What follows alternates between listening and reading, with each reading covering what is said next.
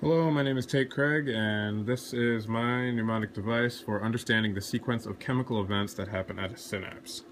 So we're going to be using visuals through drawings, sounds, and body movements, which are optional, and I'll do those in another video.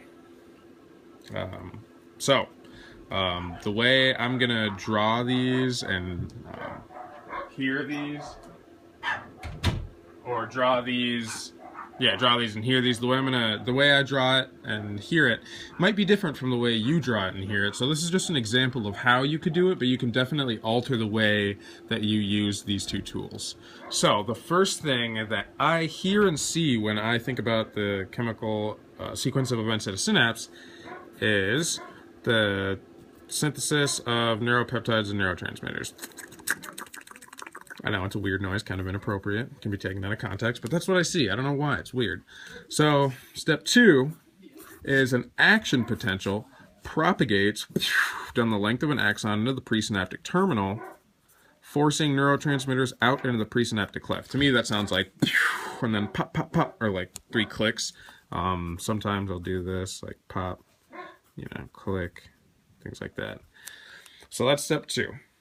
Did I say step 3? I'm not sure.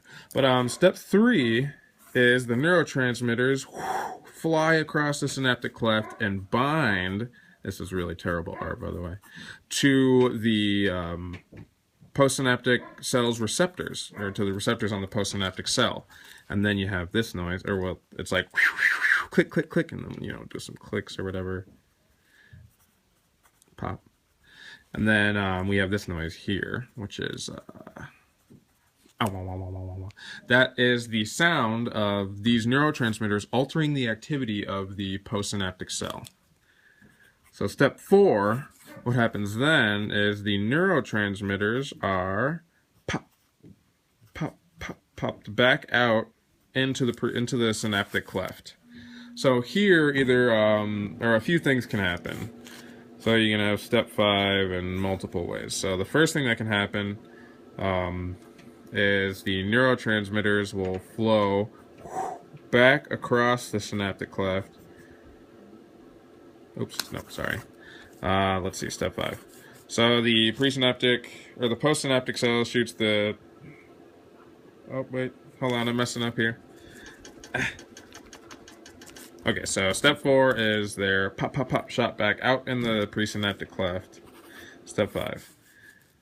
The presynaptic cell can receive these neurotransmitters that are floating in the synaptic cleft in a process called reuptake.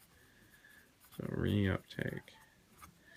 So to me, what that sounds like is, and then another thing can happen too, actually. So neurotransmitters can also diminish in the synaptic cleft, being broken down into neutral chemicals. So this to me sounds like, that's the neurotransmitter that's not being reuptaken. It's just dissolving into nothingness, being broken down by, I think, acetylcholinesterase. And then we have neurotransmitters being recycled. And then also, another thing that can happen is we have a process called negative feedback, where some of the neurotransmitters go back to the presynaptic cell and tell the presynaptic cell, hey, we got enough. You can stop sending the neurotransmitter. We are good on that. And that's pretty much it. So yeah, I don't know, the best advice I feel like I can give now that you understand everything is to just make it really personal. This was really personal to me. It took me a while to develop. I was just thinking about it alone when I was chilling in my room, like, how the hell am I going to understand this? Because the text was kind of confusing to me, and this is what I saw and heard. So, what do you see and hear when you try to conceptualize the series of chemical events that happen at a synapse? Let this be a basis.